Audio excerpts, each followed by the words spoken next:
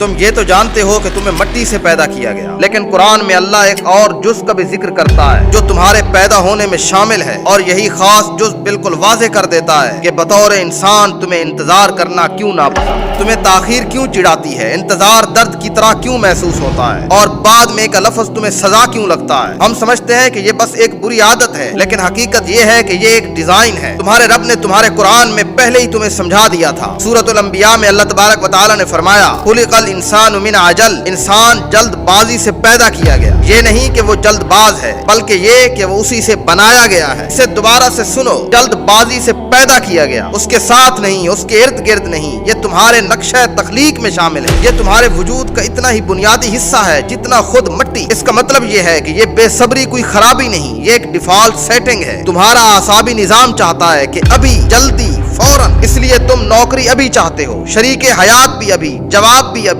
انتظار تمہیں غیر فطری لگتا ہے کیونکہ حیاتیاتی طور پر یہ ایسا ہی ہے۔ تمہارا جسم جلد بازی کے لیے ڈیزائنڈ ہے، تمہارا دماغ شارٹ کٹس کے لیے بنایا گیا، تمہارا ڈوپامین فوراً انعامات کے لیے بنایا ہے۔ یہ حیاتیات ہے، کمزوری نہیں، ناکامی نہیں۔ لیکن یہاں ایک کشمکش ہے، تم جلد بازی سے بنائے گئے ہو، اور تمہارا رب الصبور ہے، نہایت صبر والا، اور اس نے کائنات کو بالکل ایک مختلف رفتار پر قائم کیا۔ اللہ نے آسمانوں اور زمینوں کو 6 دنوں میں پیدا کیا، اس لیے نہیں کہ اسے وقت درکار تھا، وہ ایک لمحے میں سب کچھ کر سکتا تھا، بلکہ اس لیے کہ تمہیں یہ سبق درکار تھا۔ اللہ تعالیٰ ایک آفاقی قانون سکھا رہے تھے۔ نشو نما مراحل مانگتی ہے، طاقت تاخیر مانگتی ہے، گہرائی وقت مانگتی ہے۔ جو چیزیں فوراً مل جائیں وہ دیر پا نہیں۔ اللہ کا نظام کہتا ہے جڑیں مضبوط کرو، تمہاری حیاتیات کہتی ہے جلدی کرو۔ اسی لیے انتظار تکلیف دیتا ہے، یہ اس لیے کہ تمہاری فطرت اور اللہ کی حکمت ٹکراؤ میں ہے، اور یہ ٹکراؤ تمہارے سینے کے اندر کشمکش کی طرح محسوس ہوتا ہے۔ لیکن صبر تمہاری فطرت کے خلاف لڑنا نہیں ہے، یہ اسے ٹریننگ دیتا ہے۔ یہ نظام اپ گریڈ کرنا ہے، جلدی سے مضبوط میں۔ ہر تاخیر کچھ نہ کچھ کر رہی ہے، صلاحیت بنا رہی ہے، تکبر دور کر رہی ہے، جگہ پیدا کر رہی ہے، چاہے تم اسے نہ دیکھ سکو۔ جڑیں نیچے گہرائی میں جا رہی ہیں۔ تو اگلی بار جب تمہیں بے صبری محسوس ہو، اپنے آپ کو شرمندہ مت کرو، کہو